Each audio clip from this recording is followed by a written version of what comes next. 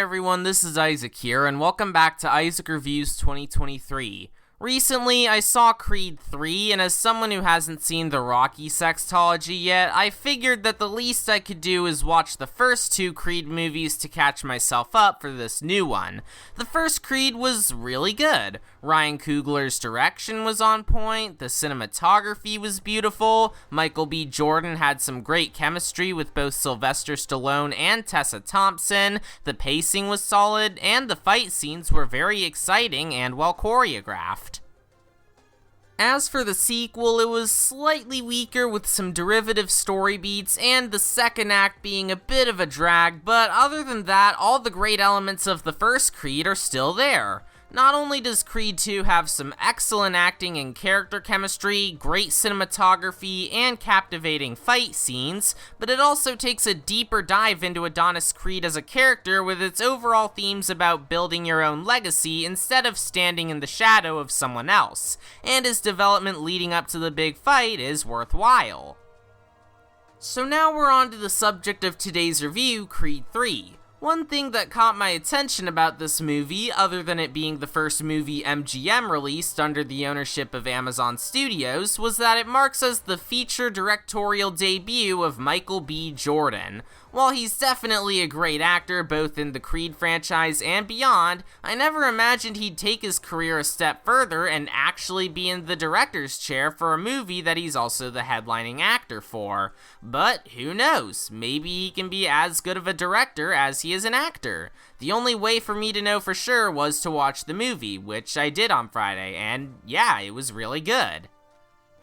It takes place a few years after Creed 2, where Adonis Creed is retired from boxing to focus on his family and training future athletes. However, one day he reunites with his childhood friend Damian Dame Anderson, who had recently been released from an 18-year jail sentence and is raring to go to become a boxing champion like Adonis. However, things quickly go south once Dame proves himself to be possibly Adonis's most ruthless opponent yet, and he decides that the best way for them to settle the score once and for all is through boxing.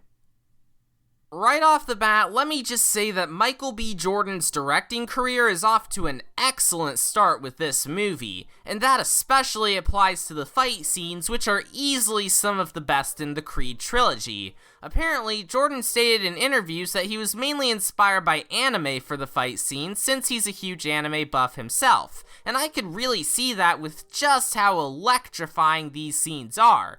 Everything from the choreography, to the music, to the cinematography, to the sound design is just mwah, chef's kiss. Plus, I saw this movie in IMAX, so my experience only felt amplified with me really feeling everything going on, in addition to the expanded aspect ratio being a nice touch. Plus, the movie still had plenty to offer outside of the fight scenes. For one, not only did Michael B. Jordan do a great job with those scenes, but he also did well with the slower, more down-to-earth scenes. Hell, I'll even admit that there were some points while watching this where I got kind of emotional. Not only that, but the acting was also great. I know there's been a bit of backlash surrounding how Sylvester Stallone didn't return for this one, but I can sorta understand why he didn't. The series is about building your own legacy after all, so it makes sense that this movie would be about Adonis continuing to do that without having to be lifted up by either his late father or Rocky. Back onto the acting, the two standouts were definitely the leads, Michael B. Jordan and Jonathan Majors. Of course, Jordan did a great job as always, but I also want to highlight Majors as the film's villain, Dame.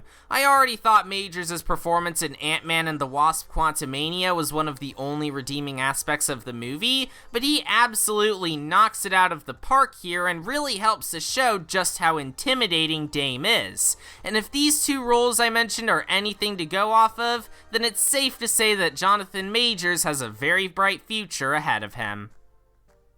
If there's some areas I felt the movie was a bit lacking in. I do kinda wish we got some more development between Adonis and his daughter Amara, and the pacing could be a bit rushed at some points. Otherwise, Creed 3 is easily the strongest film in the Creed franchise and a great start for Michael B. Jordan's directorial career. It maintains its predecessor's strengths, such as the gorgeous cinematography and fantastic acting, coupled with some incredible fight scenes, a strong emotional core, and some solid direction. For fans of the Rocky and/or Creed franchises, or for fans of boxing in general, this is definitely a must-watch. Otherwise, I'd still say that this is worth watching, but I'd at least watch the first two Creeds to catch yourself up for this new one. But believe me, it'll be more than worth it in the end. 9 out of 10, can't wait to see Creed 4.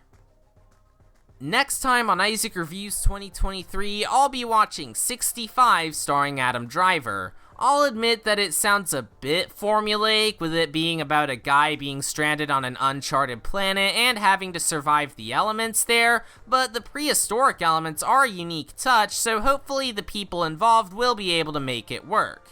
Anyways, thanks for watching this episode of Isaac Reviews 2023. Be sure to like and subscribe for more content like this, and I'll see you all next time. Bye!